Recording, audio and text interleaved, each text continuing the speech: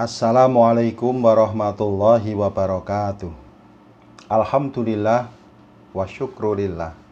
Saudaraku umat Islam yang dirahmati Allah, kita ketemu dalam kalimat kajian 5 menit tamat. Saudaraku, masyarakat Indonesia, khususnya umat Islam, sudah sangat akrab dengan kata-kata imsak.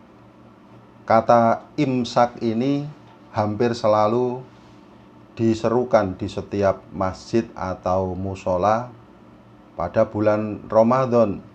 Bahkan seruan imsak ini juga dilakukan melalui media-media siaran seperti radio dan televisi. Dan umumnya masyarakat memahami bahwa waktu imsak itu adalah waktu memulai puasa. Waktu dimulainya sudah tidak makan dan tidak minum lagi. Waktu imsak biasanya sekitar 10 menit sebelum masuknya waktu subuh. Maka di daerah istimewa Yogyakarta misalnya, kalau pada saat ini waktu subuhnya adalah pada pukul 04.26, berarti imsaknya pada pukul 04.16. Kemudian ada yang bertanya kepada saya, Pak Lukman, kan waktu imsak itu belum masuk waktu subuh ya? Masih bolehkah kita makan dan minum ketika imsak sudah berkumandang?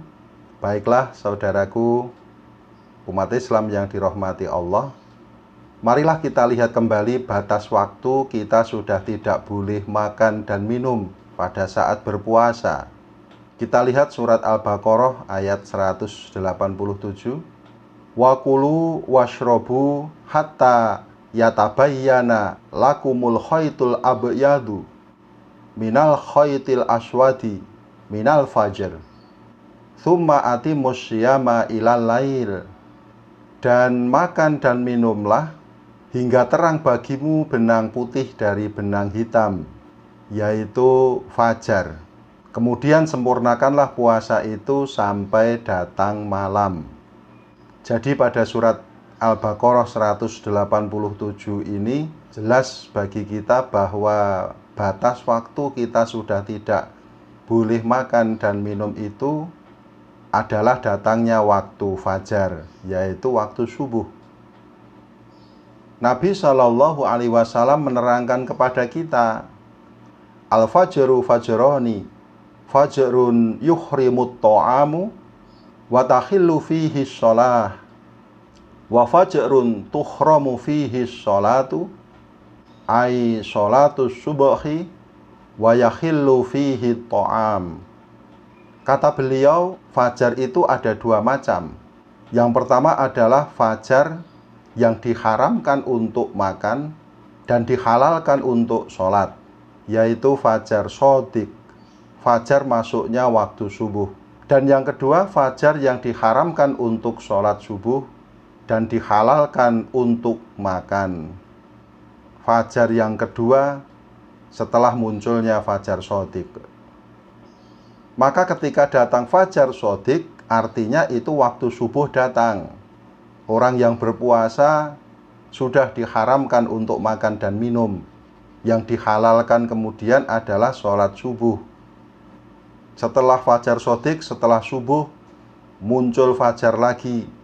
Pada fajar yang kedua ini, sholat subuh tidak diperbolehkan. Demikian hadis riwayat Al-Baihaqi. Ada lagi sabda Rasulullah SAW, Inna bilala yu'adzinu bil-laili, fakulu washrobu hatta yu'adzina ibnu ummi maktum. Sungguh Bilal mengumandangkan azan di malam hari. Tetaplah kalian makan dan minum sampai ibnu ummu maktum mengumandangkan azan. Jadi dulu pada masa Rasulullah SAW itu rupanya ada pembagian tugas azan. Bilal mengumandangkan azan pada azan yang pertama. sebelum datangnya waktu subuh.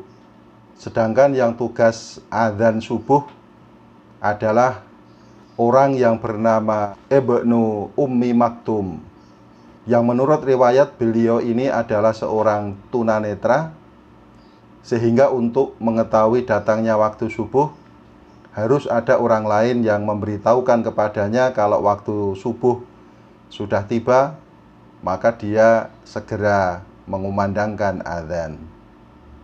Dari 3 dalil di atas, sangat jelas bagi kita bahwa batas waktu kita sudah tidak boleh makan dan minum lagi itu adalah waktu subuh. Jadi kalau pertanyaannya, masih bolehkah kita makan dan minum apabila sudah masuk waktu imsak? Maka jawabannya adalah boleh, asalkan jangan masuk waktu subuh. Tetapi yang perlu juga kita pahami bahwa waktu imsak di Indonesia ini adalah merupakan salah satu bentuk kehati-hatian agar puasa kita sempurna. Sebelum datangnya waktu imsak yang beneran, yaitu masuknya waktu subuh, kita sudah bersiap-siap untuk menahan diri dari makan, minum, dan segala hal yang membatalkan puasa kita. Maka filosofi dari imsak di Indonesia ini adalah hal yang baik. Kemudian bagaimana kita seandainya kita sedang makan atau minum, tiba-tiba terdengar adzan subuh? Terkait dengan hal ini, Imam Nawawi dalam kitab Al-Majmu' mengatakan, jika datang fajar, maksudnya waktu subuh, dan di dalam mulut masih terdapat makanan, maka muntahkanlah, keluarkanlah. Jika makanan tersebut dimuntahkan, maka puasanya sah. Dan jika terus ditelan, maka batallah puasanya. Saudaraku umat Islam yang dirahmati Allah, yang sangat penting untuk kita perhatikan, jangan sampai kita masih makan dan minum padahal sudah masuk waktu subuh. Oleh karena itu menjadi catatan penting pula bagi muadzin-muadzin kita supaya tidak terlambat ketika mengumandangkan adzan subuh, supaya saudara kita yang menggunakan kumandang adzan sebagai pedoman bisa sempurna puasanya. Mari kita jalani puasa kita dengan penuh kehati-hatian.